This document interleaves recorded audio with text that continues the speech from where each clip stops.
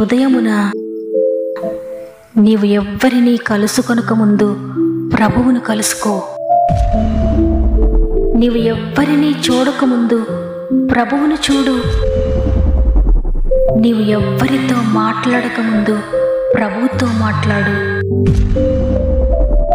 నీవు దేనిని వెదకకముందు ఆయన రాజ్యమును, నీతిని వెదకు.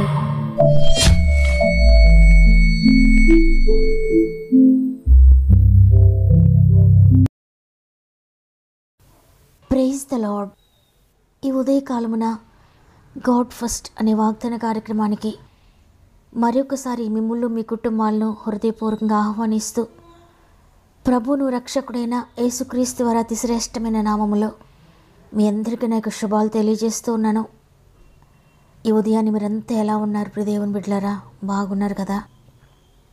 దేవుని వాక్యమును ఆధారంగా చేసుకొని ఆ వాక్య ప్రకారంగా మీరు నడుస్తూ ఉంటే దేవుని మాటే మిమ్మల్ని నడిపిస్తుంది. ఆ మాట ఎప్పటికీ మిమ్మల్ని విడిచిపెట్టదు.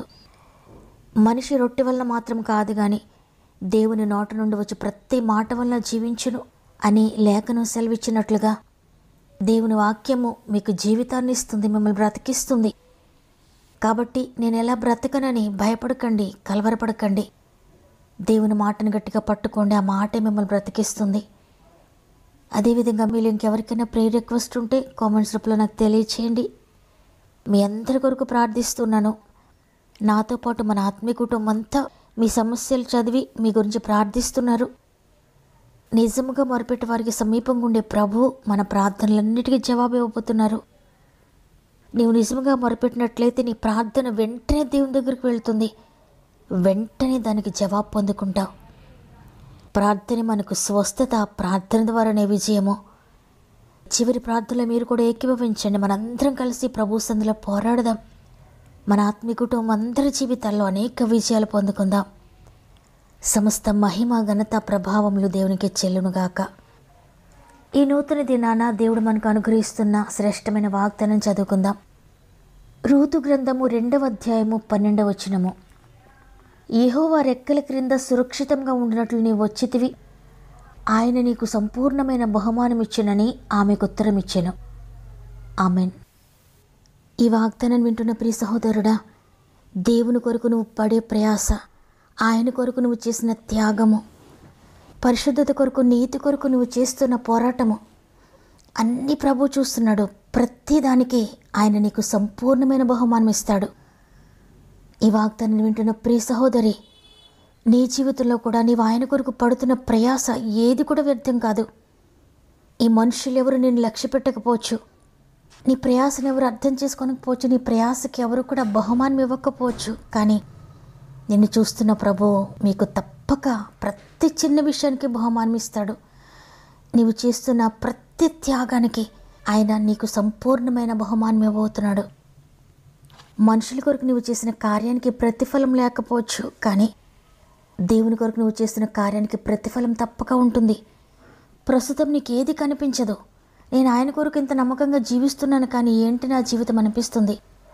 కానీ నీ కొరకు ఆయన దాచి ఉంచాడు గొప్ప మేలు.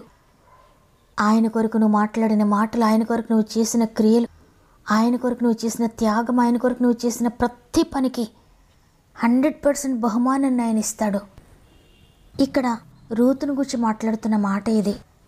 రూతు తన వారినందరినీ విడిచిపెట్టిన దేవుని కొరకు, తన స్వంత దేశాన్ని విడిచిపెట్టిన దేవుని కొరకు, తన స్వంత ఊరిని విడిచిపెట్టిన దేవుని కొరకు, స్వంత తల్లిదండ్రులను, స్వంత అన్నదమ్ములను, అక్క చెల్లెలను, కుటుంబాన్ని కూడా విడిచిపెట్టి ప్రభు నాకు కావాలని ప్రభు రెక్కల క్రిందకు వచ్చింది.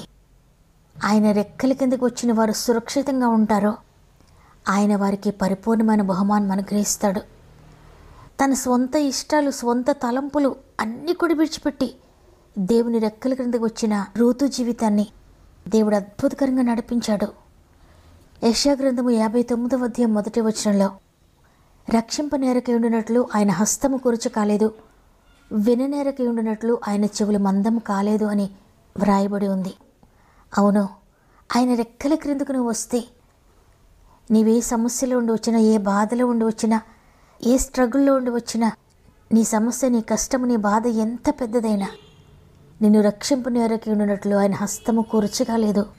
ప్రతి విషయం నుండి నేను రక్షిస్తాయి, ప్రతి విషయం నుండి నేను విడిపిస్తాయి నీ రెక్కలు. ఆయనకు అసాధ్యమైనది, ఆయన చెయ్యలేనిది ఏదీ లేదు. ఆయన చేతుల్లోనికి వచ్చిన నీ జీవితంలో, ఆయన చేతులు నీ జీవితంలో అద్భుతాలు జరిగిస్తాయి. ఆయన చేతులు నేను స్వస్థపరుస్తాయి, ఆయన చేతులు నేను విడిపిస్తాయి, నీ ప్రతి పరిస్థితిని దాటిస్తాయి ఆయన చేతులు. చూడండి, మలాకి గ్రంథము 4వ అధ్యాయం 2వ వచనం రాయబడి ఉంది, అయితే నా నామం ముందు భయభక్తులు గలవారుగా మీకు నీతి సూర్యుడు ఉదయించును, అతని రెక్కలు ఆరోగ్యం కలుగు చేయను గనుక మీరు బయలుదేరి క్రొవ్విన దూడలు గంతులు వేయనట్లు గంతులు వేయుదురు. చూడండి, మనకు ఆరోగ్యము, మనకు స్వస్థత, మనకు శాంతి, నిరీక్షణ, విశ్వాసము, ధైర్యము, నెమ్మది సమస్తము కూడా ఆయన చేతుల్లో ఉన్నాయి.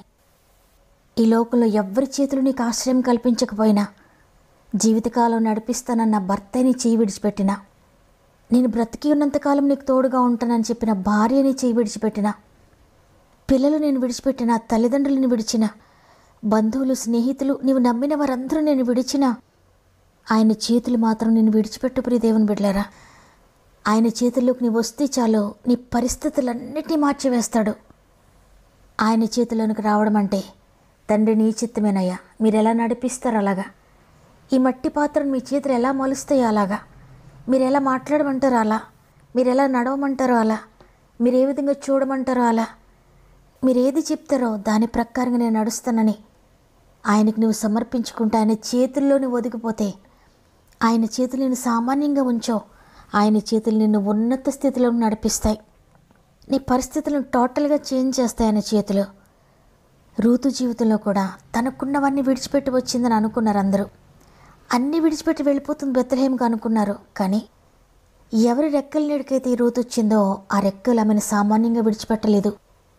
అంతవరకు తన జీవితంలో ఒక నింద మోస్తుంది. చిన్న వయసులోనే భర్త చనిపోవడం వల్ల విధవరాలుగా ముద్రపడింది. పిల్లలు లేరు, భర్త లేడు, ఒక మోడులా తన జీవితం మారిపోయింది. ఎందుకు పనికిరాని వ్యక్తిగా సమాజం తనను చిన్న చూపు చూస్తుంది. తను భరించలేనంత నింద మోస్తూ, ఏ సంతోషం లేక, నెమ్మది లేక, సమాధానం లేక, ఏమీ లేని వ్యక్తిగా ఉండి, తన పాత జీవితాన్ని, తన గత పరిస్థితులను అన్నిటినీ విడిచిపెట్టి దేవుని రెక్కల నీడకు వచ్చింది. ఆ రెక్కలు తనను సురక్షితంగా ఉంచడమే కాకుండా, తను చేసిన త్యాగానికి, తను తీసుకున్న డెసిషన్కి దేవుడు సంపూర్ణమైన బహుమానం ఇచ్చాడు. అంతవరకు ఎండిపోయినట్లుగా, మోడుబారిపోయినట్లుగా ఉన్న రూతు జీవితాన్ని దేవుడు చిగురింప చేయడం ప్రారంభించాడు. అంచెలంచెలుగా రూతును హెచ్చించాడు దేవుడు. రూతును ఆ ఊరిలోనే ఒక గొప్ప స్థానంలో నిలువబెట్టాడు. రూతు తీసుకున్న ఒక్క డెసిషన్, రూతు చేసిన ఒక చిన్న త్యాగము, ఈ లోకాన్ని విడిచిపెట్టి దేవుని దగ్గరికి రావడం అనే ఆ త్యాగము తన జీవితాన్ని, తన చరిత్రను పూర్తిగా మార్చివేసింది. అవును, మన ప్రభువు ఏదైనా చేయగలిగినవాడు. ఆయనకు అసాధ్యమైంది ఏదీ లేదు. ఈరోజు ఈ మాటలు వింటున్న నీ జీవితం కూడా ఒకవేళ మోడులా ఉందా? ఎందుకు పనికిరాకుండా ఉందా? నిందల పాలవుతూ ఉందా? అనేకమైన బ్లేమ్స్ నీ మీద ఉన్నాయా? ఎందుకు పనికిరాని వాడు, ఎందుకు పనికిరానిది అన్నట్లుగా నిన్ను అంటూ ఉన్నారా? అయినప్పటికీ భయపడద్దు. నువ్వు ప్రభు చేతుల్లోకి వస్తే, ఈ లోకం చేతిలో పడకుండా ప్రభు చేతుల్లో పడితే, పగిలిపోయిన పాత్రగా ఉన్న నిన్ను ఆయన చేతులు అందమైన పాత్రగా మార్చివేస్తాయి. ఆయన రెక్కలు నీకు ఆరోగ్యాన్ని ఇస్తాయి. ఆయన రెక్కలు నీ బాధ నుండి, నీ శ్రమ నుండి విడిపిస్తాయి. ఆయన రెక్కల్లో నీకు ఆశ్రయం ఉంది. ఆయన రెక్కల్లో నీకు శాంతి, సమాధానం, నెమ్మది ఉంది. ఆయన రెక్కలోనికి వచ్చిన నీవు క్రొవ్విన దూడ గంతులు వేసినట్లుగా గంతులు వేస్తావు. ఎందుకంటే అంత నెమ్మదిని, అంత ప్రశాంతతను దేవుడు నీకు అనుగ్రహిస్తాడు. శోధనలు ఉండొచ్చు, శ్రమలు ఉండొచ్చు, బాధ ఉండొచ్చు, వ్యాధి ఉండొచ్చు. ఏదున్నా కూడా ఆ శ్రమలోనే నెమ్మది, ఆ వ్యాధిలోనే శాంతి, ఆ కన్నీటి పరిస్థితుల్లోనే నీవు దేవుని సమాధానాన్ని కలిగి ఉంటావు. ఎంత శ్రమైనా సమాధానాన్ని కోల్పోవు, శాంతిని కోల్పోవు. అంత గొప్ప నెమ్మది, ఎవ్వరు తీయలేని నెమ్మది, ఏ సమస్య తీయలేని నెమ్మది, ఏ అనారోగ్యము తీయలేని నెమ్మది నీ హృదయంలో ఉంటుంది. అది దేవుని రెక్కలిచ్చే సమాధానము, ఆయన రెక్కలిచ్చే శాంతి.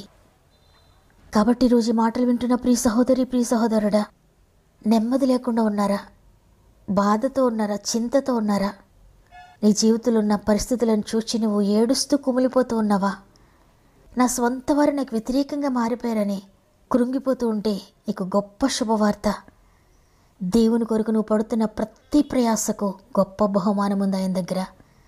ఆయన నీకు సంపూర్ణమైన బహుమానం ఇవ్వబోతున్నాడు. శ్రమ, శోధన అని ఆయన రెక్కలను దాటిపోయి వెళ్ళిపోవద్దు. మహోన్నతులైన దేవుని రెక్కల నీడ మీరు ఉండండి.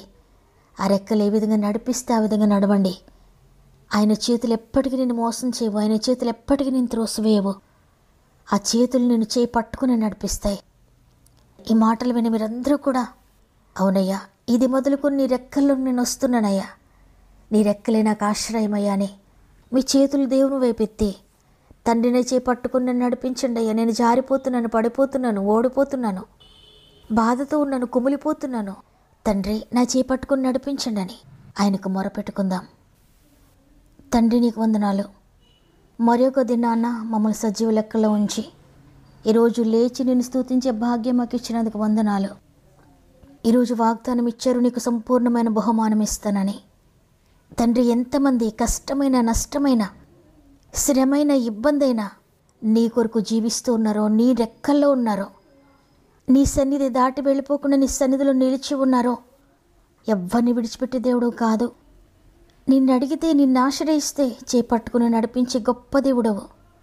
తండ్రి, ఈరోజు ఎంతమంది వాగ్దానాన్ని విశ్వసించి, అయ్యా నీ రెక్కలే నాకు ఆశ్రయము, ఈ లోకం నన్ను త్రోసివేసిన నేను దిగులు పడను, ఈ లోకమంతా నన్ను కాదన్న నన్ను ఏడవనయ్యా, నీవు నన్ను చేర్చుకుంటే నీ రెక్కల్లోకి చాలయ్యా అని ఎంతమంది నిన్ను ఆశ్రయిస్తున్నారో వారందరినీ మీరు చేర్చుకుంటున్నందుకు, వారి చేయి పట్టుకుంటున్నందుకు నీకు వందనాలయ్యా.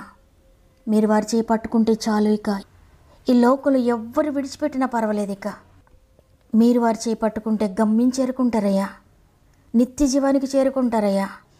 ఈ లోకంలో మేము చేసే భక్తి, ఈ లోకంలో మేము చేసే కార్యాలు, ఈ లోకంలో నీ కొరకు మేము సఫర్ అవుతున్న సఫరింగ్ నిత్య జీవం కొరకే తండ్రి. ఈ శరీరం ఎప్పటికైనా పోయేదే.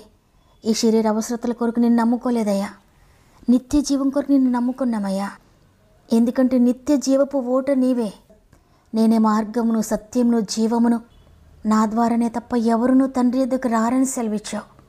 అవునయ్యా, నిత్య జీవానికి మార్గము నీవే, సత్యము నీవే, జీవము నీవే. నీవు తప్ప నిత్య జీవం అనుగ్రహించే పరిశుద్ధులైన వారి లోకంలో మాకెవ్వరూ కనబడలేదు. అందుకే నీ దగ్గరకు వచ్చాం తండ్రి, నిన్ను ఆశ్రయిస్తున్నామయ్యా. ఎంతమంది నిన్ను ఆశ్రయించారో ప్రతి ఒక్కరిని నడిపించండి.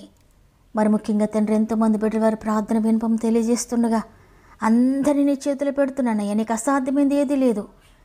ఏదైనా చేయగలవు, ఏ స్థితినైనా మార్చగలవు. వారు ఎంతగా నమ్మితే అంత అద్భుతాలు చేయడానికి సిద్ధంగా ఉన్నారయ్యా. నమ్మి నీ దగ్గర నుండి పొందుకోవడానికి కృప చూపించండి. ఈ దినం ప్రారంభిస్తూ ఉండే రోజంతా మా ఆత్మీయ కుటుంబం అంతటికీ తోడయండి.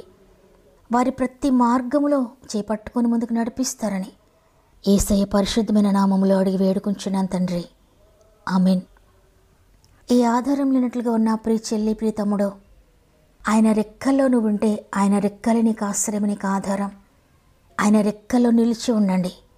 దేవుడు నాతోనే మాట్లాడాడని వారందరూ కూడా ఆమెను కామెంట్ రూపంలో తెలియచేయండి.